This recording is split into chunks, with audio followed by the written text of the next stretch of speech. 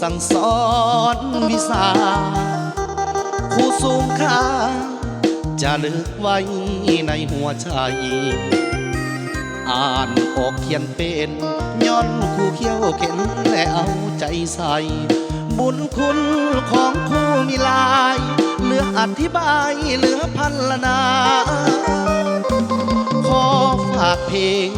บรรเลงมอบไปให้ครูขอบอกให้หูมีครูในใจเลยมา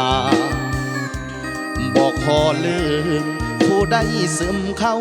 ในสีวาผู้ทุกทั่วหน้ามีอายุมันควันยืน7 ตุลา1 ปีวันมาครั้งหนึ่งวันคู่ข้าขอสาบซึ้งเป็นหนึ่งในใจยังยืนห่อเอาของขวัญตื่นตันหัวใจสดชื่นที่7 ตุลามืออื่นสิมอบสิยืนของขวัญให้ครูครูเอ้ยครูจำอยู่ในใจเลยมามีความก้าวหน้าย้อนเฮียนวิชาจากครูแม่พิมพ์ของศาสตร์พาคนสลาดและมีความมู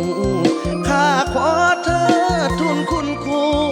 ให้อยู่ในใจเยี่ยมตลอดไป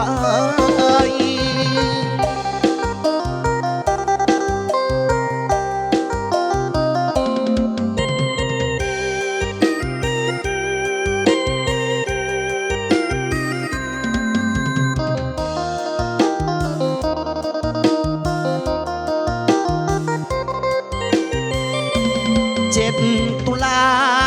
1 ปีวันมาครั้งหนึ่งวันคู่ข้าขอสาบซึ้งเป็นหนึ่งในใจยังยืนห่อเอาของขวัญตื่นตันหัวใจสดชื่นที่7 ตุลามืออื่นสิมอบสิยืนของขวัญให้ครูครูเอ้ยครูจำอยู่ในใจเลยมามีความก้าวหน้าย้อนเฮียนวิชาจากครูแม่พิมพ์ของศาสตร์พาคนสลาดและมีความหูข้าขอเธอทุนคุณครูให้อยู่ในใจเยี่ยมตลอดไป